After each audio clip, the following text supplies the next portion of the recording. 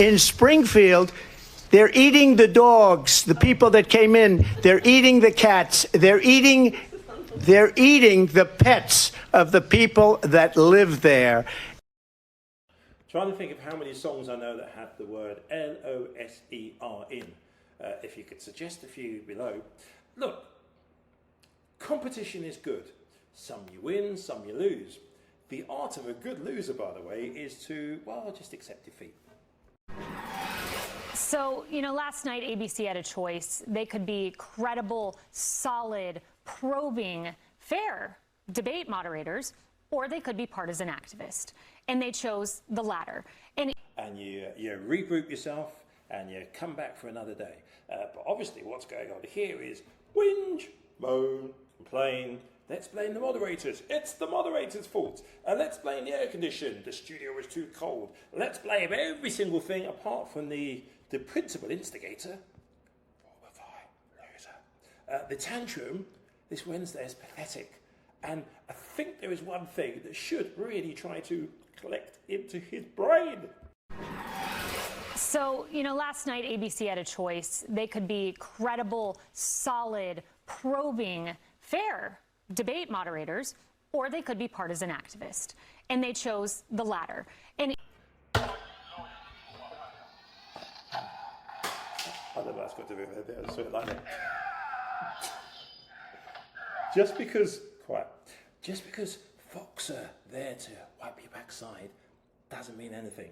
In the real world, the significance of Fox News, which is just a business model for putting out conspiracy theories, lies and BS, no wonder Trump feels at home.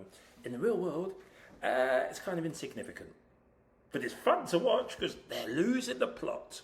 The highly anticipated debate between Kamala Harris and Donald Trump. Today, the two campaigns are trying to feel out the impact. Voters saw a heated face-off last night. Vice President Harris tried to balance broad strokes of her agenda with pointed attacks on Trump's policies, his personality, and his presidency. Former President Trump lobbed his usual attack lines about inflation and immigration, framing the Biden administration and Harris's role in it as weak. But he also refused to answer point-blank questions on major issues, and he doubled down on his lies about the 2020 election. The vice president pounced on that last point in one of perhaps the debate's most contentious moments. Donald Trump was fired by 81 million people. So let's be clear about that. And clearly he is having a very difficult time processing that. And I'm going to tell you that I have traveled the world as Vice President of the United States, and world leaders are laughing at Donald Trump. I have talked with military leaders, some of whom worked with you, and they say you're a disgrace. NBC's Monica Alba and Dasha Burns have the latest from the two campaigns. Also joining us, MSNBC host and former RNC chair Michael Steele, and senior political correspondent for The Hill, Amy Parnes. Monica, what's the feeling inside the Harris camp after the debate?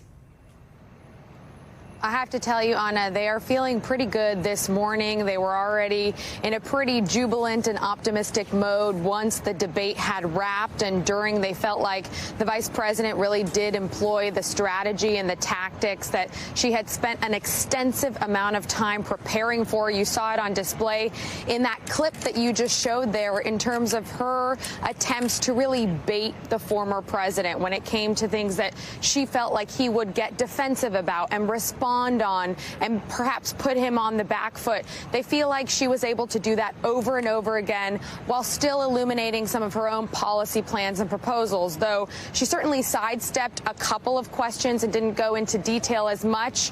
But voters going into this had said they wanted to learn more about her, and it seems like that is something that was a direct takeaway when you talk to the Harris team. And then it was moments after that whole thing wrapped up that Taylor Swift decided to announce her mega celebrity endorsement, and that sort of put them over the top in terms of their mood, in terms of how great they were feeling about what they call a decisive victory. Now, remember that the Harris team all along has tried to say that they're the underdogs, that there's still a lot of ground to make up for here, that the race is incredibly tight, which is what the polls show. So they're still trying to measure expectations, but they're coming away from it in terms of one advisor who I spoke with this morning saying this is the exact kind of night we were looking for. This is the momentum momentum now for the next sprint, for these next 8 weeks or so to the election. And they're also now really trying to argue that they feel they were successful taking a page out of Donald Trump's playbook in terms of some of the trolling that we saw on stage last night. And that's why they're now saying they're even open to a potential next debate. We'll see if that happens, Anna. So, Dasha, Trump made that call into Fox this morning. He made the unconventional choice to join the spin room after the debate last night. How's his team feeling about the debate this morning? Yeah, so let's walk through some of the facts of the aftermath here. As you mentioned, the former president went into the spin room when, you know, the conventional wisdom is that winners don't spin. He ended up in the spin room. He has now said he doesn't think that a second debate is necessary when his team had previously said, including right after the debate, some of his advisors in the spin room saying that the former president has committed and is happy to debate again with the vice president.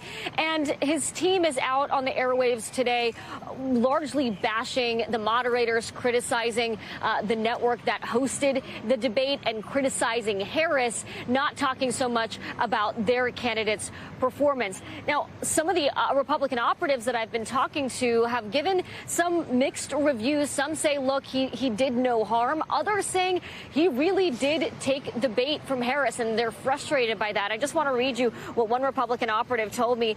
He said, economic start was fine. Abortion was a disaster. Then she baited him with the rallies comment, and he hasn't been off the ropes since. It's like his kryptonite. He also said that she made age an issue without even saying it, that Trump sat back and let Joe Biden sound old and incoherent in that first debate. Now she's sitting back, letting Trump sound old, angry, and rambling. And again, that's from a Republican operative. So the Trump campaign, I think, you know, from behind the scenes, wishes that he had spent more time on answers like immigration, where he could have sort of criticized Harris, could have touted his administration's victories. Instead, he went into the unfounded... About what happened?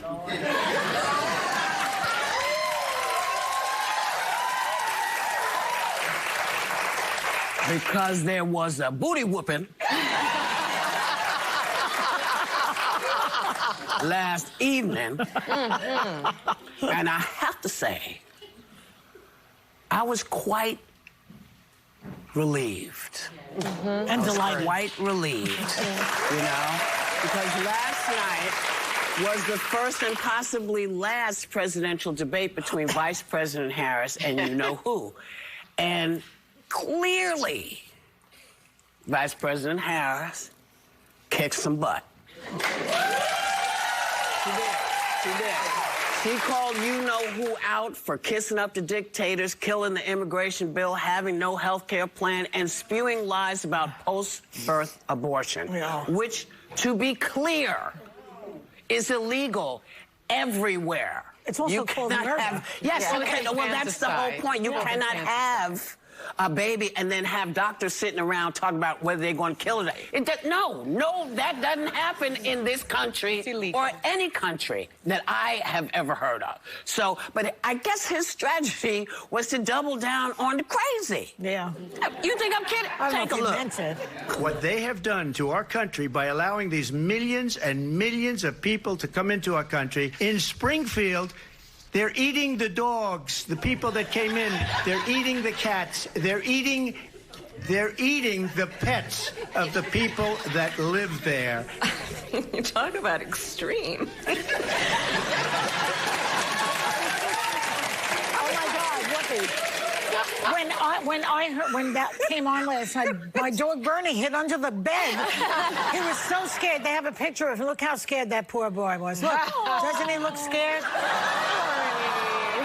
But she was so tough on him. That was almost like elder abuse. Like I was watching a woman kick the baboobie out of a man.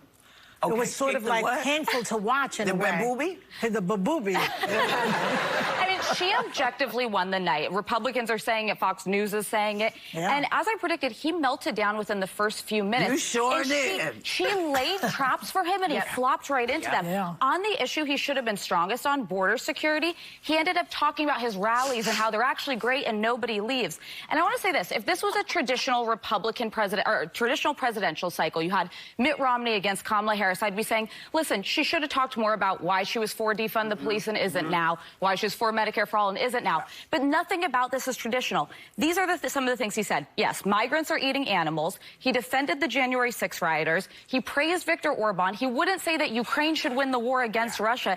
And the best of all, he was asked if he has a health care plan after being president for 4 years, out of office for 4, and he said, I have concepts of a plan. That's what you say when you have nothing prepared. He's been trying to fix that for 10 years. I hope that I think the mask started to slip even with MAGA supporters. If you can't get through a 90-minute debate, how can you get through 4 years of being president? Well, he can't get through 4 years because he couldn't get through the 90 minutes. And I had said from the very beginning that I liked the matchup of a prosecutor and a felon, right? I like that. And what you saw was that you saw Kamala Harris prosecuting a case. I remember when I was prosecutor, I had a lot of difficulty pointing to the defendant and saying, this man did this.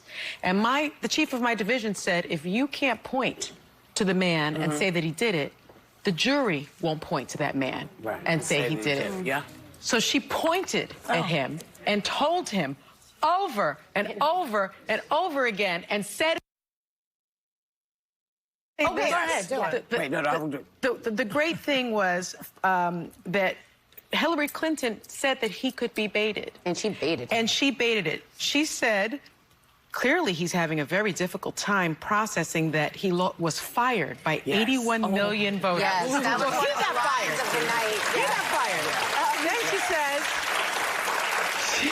she said, you know, I encourage Americans to attend one of his rallies because people leave early out of exhaustion and boredom. Yeah, that killed him. It killed him. It took him out. It went. Then she said, it's mostly the size. The size of his rallies. Then she says to him, she brings up the Wharton School where he attended school and said, they said your plan would implode the deficit. Finally, she says, Biden and I had to clean up your mess. Yeah. She also called him a disgrace, weak, and said that other leaders laugh at him. I'm good. Let me show. Can I just do the walkout? The walkout was the best. She said just like this. Now, this may not be what was coming out of her mouth, but this is what her body was saying.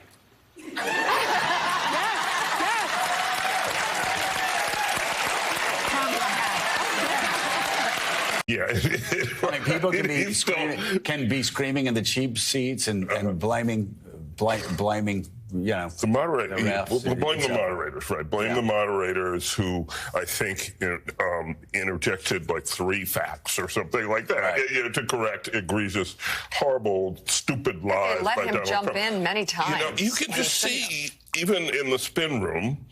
It was probably his decision to go into the spin room. You could see how rattled he is, and he goes, "Probably my best debate." Well, yeah, obviously nobody's going to think that. He's so used to being able to sort of create his own weather, create his own reality, and it was Kamala Harris who did that last night, starting with the handshake, starting with going into his space and compelling him to shake hands with her. And I think he was off balance from that moment, to tell you the truth. Yeah. I think he realized he was not in control of anything on that stage. Right. Certainly wasn't in control of himself when she pushed his buttons. Right. It's hard to imagine how it could have gone worse for him.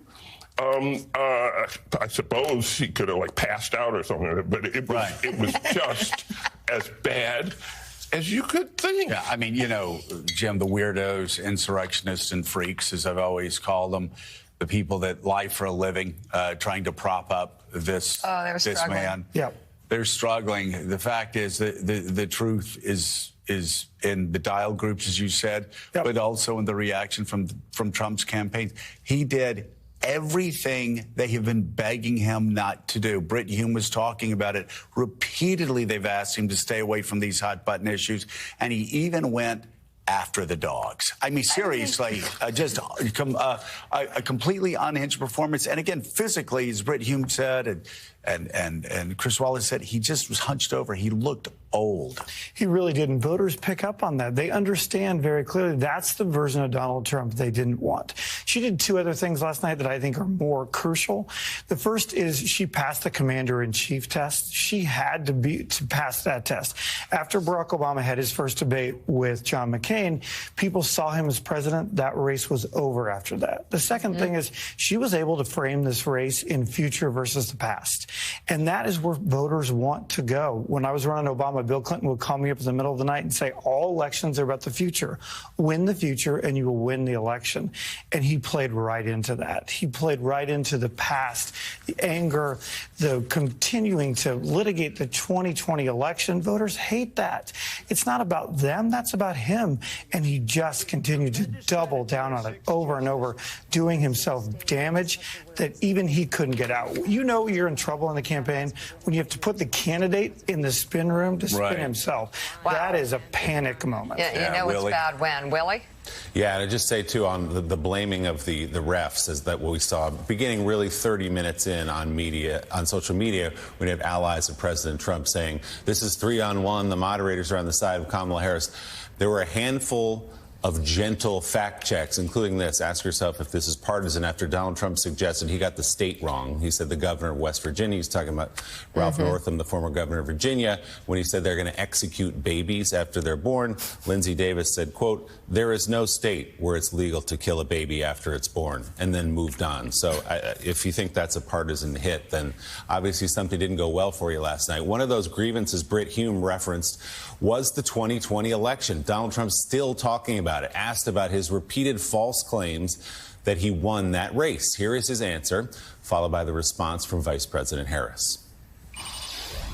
In the past couple of weeks leading up to this debate, you have said, quote, you lost by a whisker, that you, quote, didn't quite make it, that you came up a little bit short.